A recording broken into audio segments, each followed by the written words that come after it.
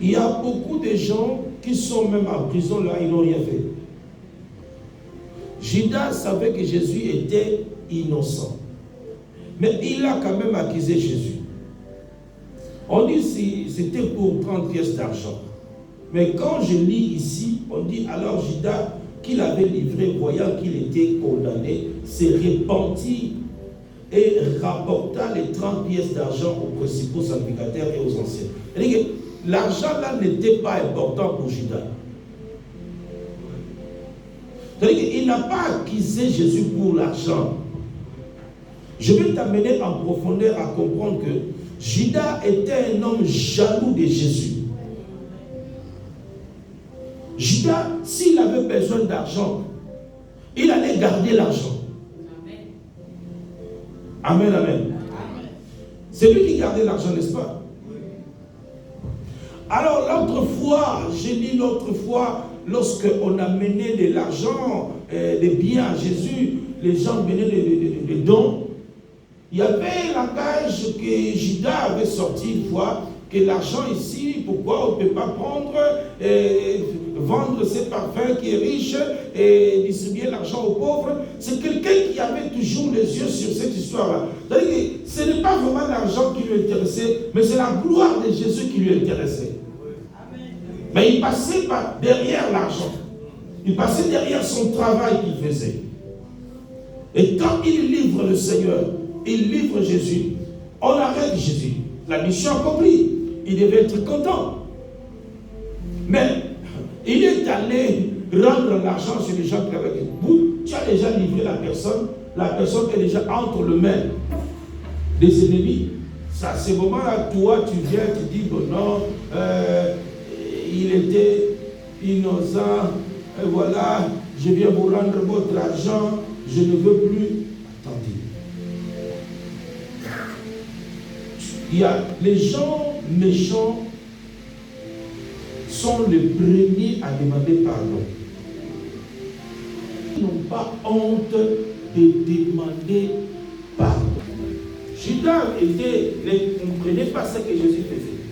Jésus, lui, priait, comme je vous ai dit dimanche. Bien aimé, beaucoup de gens ne savent pas pourquoi nous venons à l'église. Pour eux, ils ont l'idée de l'église comme ils pensent. Ils ont l'idée de l'église comme ils pensent. Or, nous, on vient à l'église parce qu'on sait que l'église fait beaucoup de choses spirituelles pour nous et le Seigneur nous protège et nous n'avons pas besoin de chanter ça à tout le monde. Nous n'avons pas besoin de chanter ça à tout le monde, que nous prions, que l'église est puissante, et voilà, ceci ou cela. Nous n'avons pas besoin. Et nous savons que le Seigneur, notre Dieu, nous protège. Oui, il y a beaucoup d'analyses sur l'église. CP, alléluia. Amen. Alléluia. Amen. Je veux que nous puissions, je me suis assis là pour vous enseigner, nous avons vraiment beaucoup prêché et on veut vraiment bâtir une église de Jésus-Christ. Pas une église des Gabonais, pas une église des Congolais, pas une église d'imagination, pas une église de, comment on peut dire, pentecôtique ou de réveil, quoi, mais une église de Jésus-Christ de Nazareth. Pas une église d'imagination. Parce que l'église, beaucoup de gens ont l'image de l'église. Comme je disais dimanche, c'est la suite de mon message aujourd'hui. Beaucoup de gens vont à l'église uniquement pour leur servir.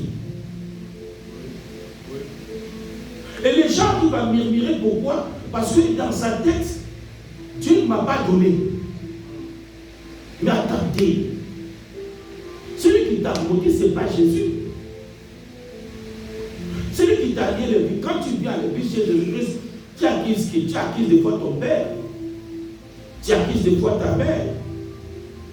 Tu acquises des fois les gens qui t'ont lié la vie.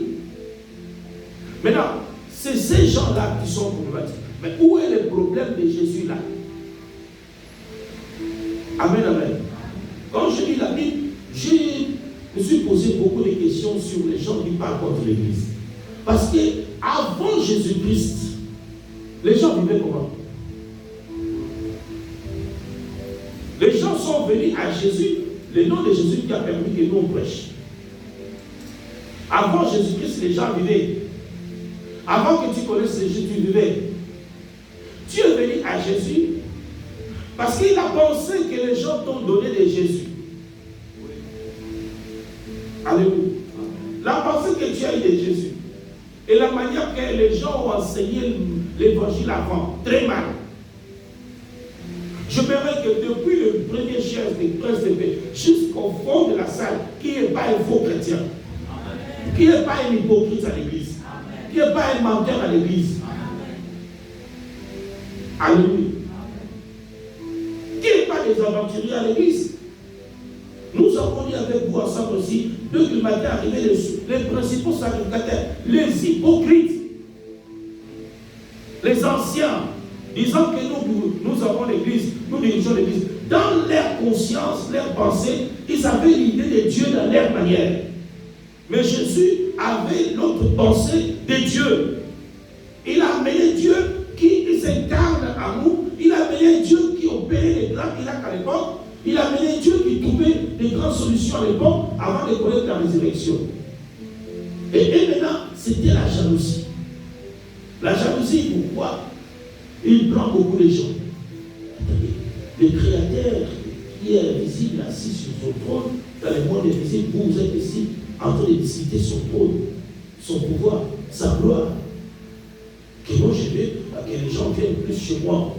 Je veux que les gens soient pleins chez moi. Non, non. La raison pour laquelle Jésus n'avait pas d'église,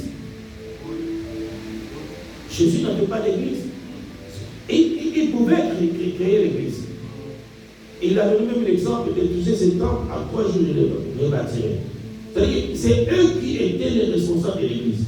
C'est comme nous sommes là à l'église. Les gens se sont réunis pour détruire Christ, parce que Christ ouvrait les yeux des gens pour comprendre que l'église là, c'est les mensonges. Alors les principaux sacrificateurs, c'était la même chose. Ils voulaient que Jésus-Christ puisse comprendre comme ils comprenaient. Mais or, Christ était Dieu. Il est venu et il a enseigné. Et ils se sont concentrés pour l'accuser. On l'a accusé chez Pilate. Et le gouverneur, Pilate lui posa la question. Les gens disent que tu es le roi des Juifs. Es-tu réellement le roi des Juifs? Tu as dit que tu l'as dit. C'était une façon de dire que peu importe ce que tu penses, moi je ne changerai pas ma parole. On m'a accusé pour ça, non? On a dit que je suis le roi des Juifs, non? Mais pourquoi tu me poses encore la question? Donc tu l'as dit. Si je dis que je le suis, ça va changer quoi? Donc c'est toi qui l'as dit. Mais il ne répondit rien à toutes sortes d'accusations portées sur lui par les principaux sacrificateurs. Donc il y avait beaucoup de choses qu'on accusait. On l'accusait pourquoi? Parce qu'on n'avait pas compris. La seule chose qui complique notre vie spirituelle, c'est parce qu'on ne comprend pas ce qu'on fait à l'église. Si on comprend ce qu'on fait à l'église, personne ne va pleurer. Personne ne va pleurer. Personne. Depuis tout ce temps, le Seigneur a en train de nous enseigner. On a parlé que les gens pensaient que la paix, c'est d'avoir de l'argent. Les gens pensaient que la paix, c'est d'avoir des maisons. Les gens pensaient que l'église, il faut qu'il y ait ceci, il faut qu'il y ait cela. Mais vous comprenez que ce n'est pas ça la solution. Ce n'est pas ça la paix. Alléluia. Ce n'est pas ça la solution. Quelqu'un va être contre Jésus parce qu'il a mis du temps à l'église et il trouve que sa vie tourne en rond et sa vie n'a pas changé. Bon, je me pose la question, sa vie a commencé à tourner en rond quand? C'est l'église qui a fait que sa vie tourne en rond, ou bien s'il ne venait pas à l'église, la vie n'allait pas tourner en rond. Ta vie a commencé à tourner en rond dehors avant de venir à l'église. On peut même dire que c'est toi qui viens faire tourner l'église en rond, parce que tu as amené ta malédiction pour que tu tournes l'église en rond, parce que l'église veut évoluer. C'est toi qui as amené la malédiction à l'église. Parce que comment accuser seulement l'église? L'église a le droit de te bénir. Toi, tu n'as pas le droit d'apporter un plus à l'église. Apporte aussi la bénédiction de ta conscience. Apporte aussi la connaissance. Apporte aussi l'évolution de ta sagesse. Mais toi, tu viens, c'est pas que l'église s'est bénie. Alors l'église ne va pas bénir. Oh, l'église, mais non. Dieu, il est là, il est Dieu. Il nous a créés, nous prions le Seigneur. Il a besoin de notre contribution. On ne peut pas obliger Dieu à faire tout. Seigneur, donne-moi, Seigneur, donne-moi. Non. Dieu a besoin aussi que nous apportons un plus. C'est ça. Accusation contre Jésus. Beaucoup de gens t'accusent. Beaucoup de gens te critiquent. Beaucoup de gens parlent mal de toi. Mais ce qui est important, depuis qu'ils ont commencé à parler mal, tu n'es jamais blessé. Le sang n'a pas coulé. Le sang n'a pas coulé. Et de deux, tu ne fais que grandir. Tu ne fais que prendre de l'âge. Depuis qu'ils ont commencé à t'accuser, parler mal de toi, les choses, après, jusqu'à ce qu'ils se fatiguent, les autres succèdent, les autres accusateurs succèdent, mais tu es toujours la personne qui existe avec la même méthode de vie. Alléluia. Même méthode de vie. Je disais hier, l'esprit est disposé, mais la chair est faible. Parce que la chair, c'est ce qui permet aux gens de critiquer. La chair, c'est ce qui permet aux gens de pointer les doigts. La chair, c'est ce qui permet aux gens d'imaginer, d'avoir des idées arrêtées. La chair. Ah, il a fait ceci. Ah, il a fait cela. Ah, ceci, cela. Ah, c'est la chair, l'œuvre de la chair. L'œuvre de la chair. Et à notre maître, la chair a voulu lui faire perdre la coupe. Seigneur, si c'est possible que cette coupe s'éloigne. Et du coup, il a dit, bon, de toute façon, que ta volonté soit faite. Il a transformé la chair en esprit et la chair a donné la résurrection. La chair amène même les gens à perdre l'esprit, c'est-à-dire à perdre même la vie. J'ai vu beaucoup de gens mourir à cause de l'amour, en parenthèse, la chair. Il y a des femmes qui sont suicidées pour un petit gars. L'œuvre de la chair. La chair amène la jalousie dans la famille. La chair te fait haïr ton frère, ta soeur. La chair amène beaucoup de choses qui nous empêchent de glorifier Dieu. L'œuvre de la chair. La chair. Un homme s'est suicidé parce qu'il était amoureux d'une femme. Quelle bêtise. Une femme s'est suicidée. Je suis même témoin, ma pauvre petite soeur. Tomba amoureux d'un monsieur que nous on ne voulait pas parce qu'on voyait demain que ce n'est pas bon. Comme nos soeurs, lorsque vous aimez les gens, vous aimez, on ne peut pas vous empêcher. Oui. Elle a dit, je veux me suicider. Bien qu'on lui a montré tous les défauts, parce que les parents aussi ont de certaines raisons. Parce qu'aujourd'hui, il faut faire attention avec ces histoires d'amour Internet. On doit épouser quelqu'un qu'on connaît. On n'épouse pas quelqu'un qu'on ne connaît pas. Si vous épousez quelqu'un que vous ne connaissez pas, vous allez souffrir. Alléluia. C'est-à-dire qu'il y avait un temps, on appelait ça le temps de fiançailles. Ce temps-là permet d'étudier la personne. Et les parents s'informaient, c'est quelle famille, il habite où. On prend un peu des informations sur la personne. Quand même, c'est important. Tu ne vas pas seulement, je suis amoureuse. Non, il faut savoir l'importance des informations de la personne. Si c'est un peu mal, un maïmaï, comme on dit au Côte d'Ivoire, un bandit, tu vas te retrouver dans le problème. Ma soeur dit, je vais me suicider.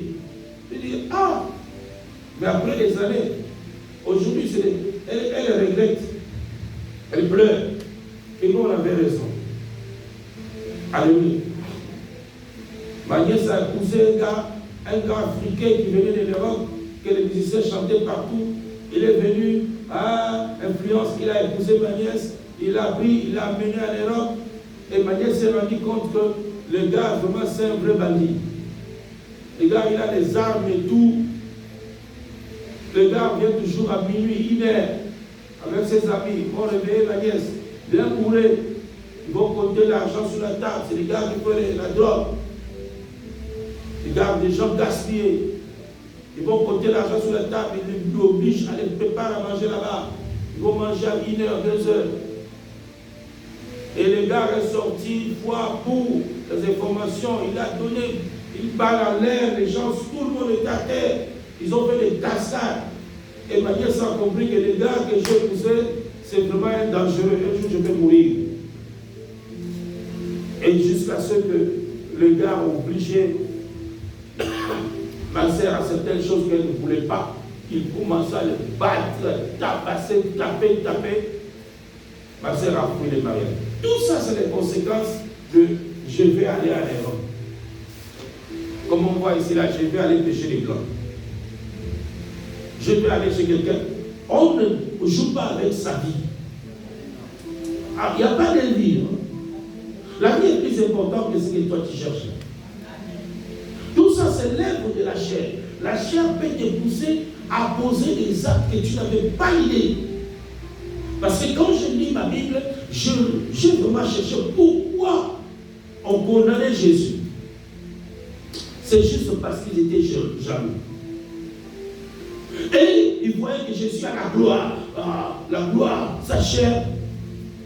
Les gens le valorisent. On met des balles au sol et ils montent dessus. Ils tirent la gloire. Pour eux, c'est ça.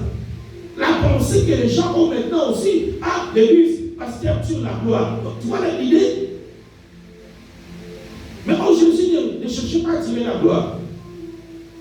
La pensée que quelqu'un a de toi quand il va à l'église, c'est la pensée charnelle. Elle va à l'église là pour ça. Il y a même des gens qui sont venus à l'église suivant les autres parce qu'à cause d'un témoignage. Donc tu avais fait ça. Ok, moi aussi je veux qu'il fasse. Donc, il n'est pas venu prier, mais il est venu parce que Dieu avait fait ça. Tout ça, Dieu n'aime pas ça.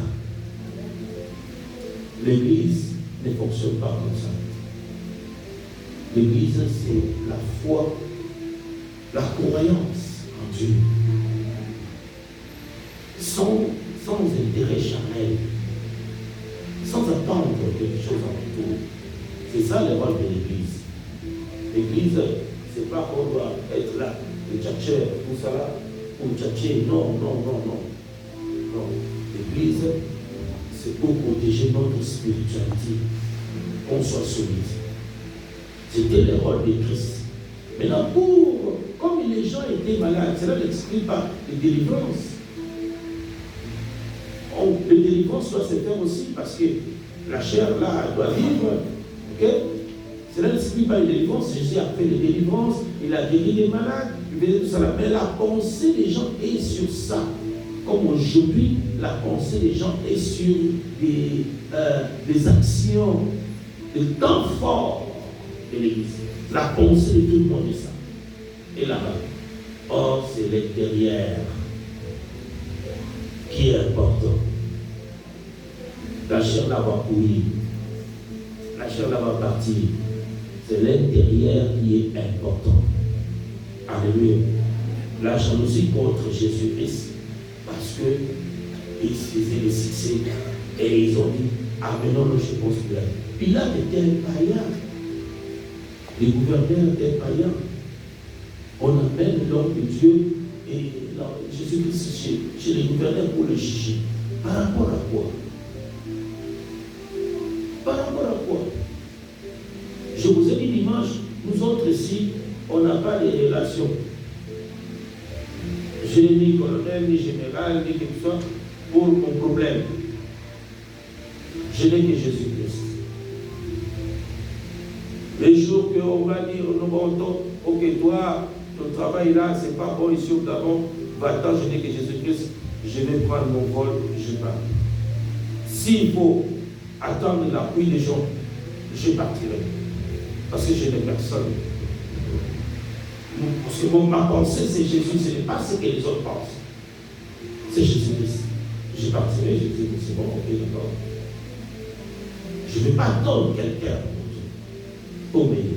Parce que cet homme-là pourra échouer. Et Jésus aussi n'avait personne. Il n'avait personne pour l'aider, personne pour le soutenir.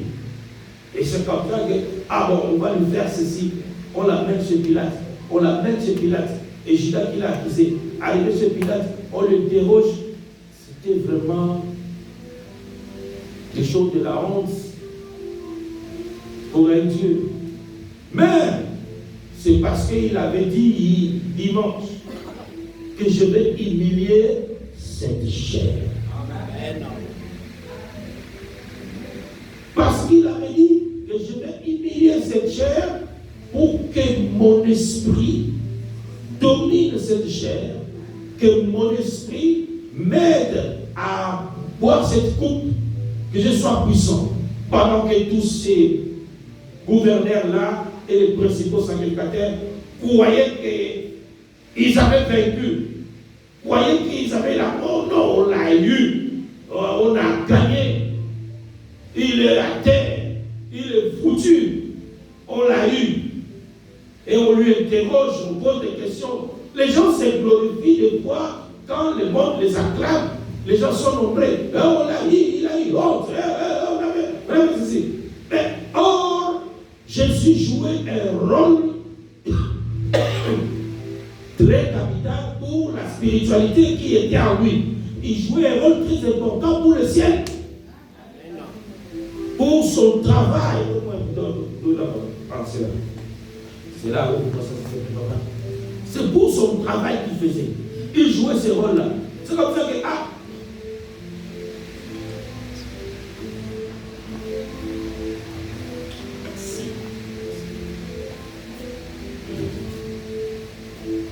voilà. Or, il jouait un rôle très important pour sa spiritualité. Pendant que les autres voient, oh, on a eu le foutu, c'est fini pour lui. Mon frère, ma soeur, si tu regardes les accusations des gens vers toi, tu vas perdre la voix de Dieu. Voilà pourquoi j'ai toujours dit, bouchez vos oreilles. On va vous faire croire que vous avez échoué. On va vous faire croire que Dieu n'est pas avec vous. Les accusations seront nombreuses. Donc on va vous dire que c'est tout ça, voilà. Et les gens vont même applaudir. Ah, elle a échoué. Voilà sa vie aujourd'hui. Mais en oubliant que l'esprit qui est en toi devient de plus en plus fort. Devient de plus en plus fort et puissant. Judas l'acquise. Les gens se glorifient. Je me pose la question avec vous. Qu'est-ce qui a poussé Judas à penser à se repentir réellement? Même moi, je n'ai pas de réponse. Hein. Je ne sais pas si vous en avez. Moi, je n'ai pas de réponse. Parce que réfléchissons ensemble. Il est là, nous sommes là. Bon, j'accuse quelqu'un que j'ai vécu avec pendant 3 ans de ministère. On était ensemble. Et on a mangé ensemble, et il a donné des prophéties, il a fait toutes les grandes choses, et moi je suis témoin, j'étais là. Et je l'acquise. On me donne l'argent. Je prends l'argent. Même si j'étais jaloux, je prends l'argent. Bon, maintenant, la personne part maintenant en jugement, on commence à les juger, on n'a même pas encore crucifié, mais comment est-ce que la pensée change? Il se répond, je me réponds, je péchais. Qu'est-ce qui a poussé Judas à se repentir? Parce qu'il avait déjà son argent.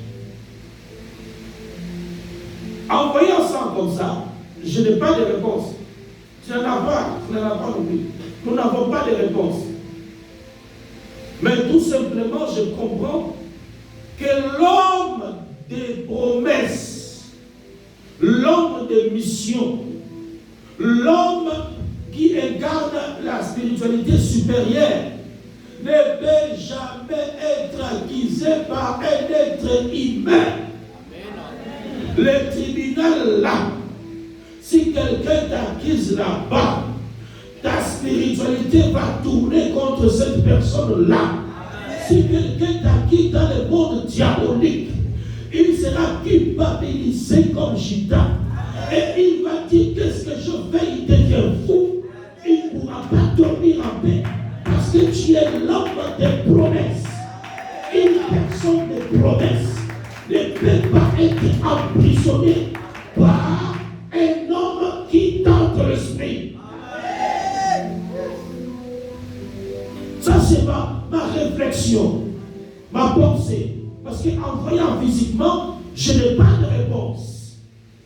Mais spirituellement, dans ma pensée, j'ai compris que la mission de Jésus était spirituelle. Comme cet homme-là qui s'est physiquement, l'accusé charnellement. Et on a parlé charnellement. On dit tu es le roi des Juifs. Quand on parle des rois, on voit les matériels, on voit la gloire, on voit les choses. Ça connaît ça, la jalousie, les choses qui sont physiques. Mais or, il y avait une trait spirituelle dans Jésus que tout le monde ne voyait pas. Même Pilate ne voyait pas. Alors, cette chose-là, même Judas ne savait pas qu'il est en train d'accuser la chose invisible et non la chose physique. Et c'est comme ça que la chose invisible se lève contre Judas. Et Judas se dit, mais non, j'ai péché. Attention, la personne qui va chercher à t'accuser dans la sorcellerie ou dans les mondes spirituels va croiser Elohim, va croiser Jésus, et Jésus va nous condamner.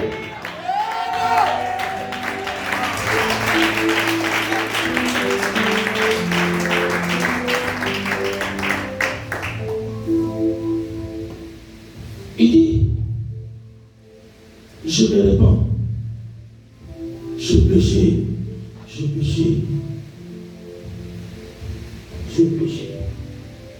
Qui t'a dit que tu as péché? Les mots péché, ok. Péché, c'est faire du mal, si on peut dire ça comme ça. C'est détourner de la voie de Dieu. Faire du mal. Avant, tu ne péchais pas. Ça, c'est les péchés, ça. Ça veut dire qu'il y a péché et péché. Judas était un pécheur depuis très longtemps. Mais il y a péché et péché. Il n'avait jamais dit un jour que j'ai péché. Mais il péchait. Mais le jour qu'il a vendu Jésus, il a compris qu'il y a péché et péché. Il y a des choses que les gens font.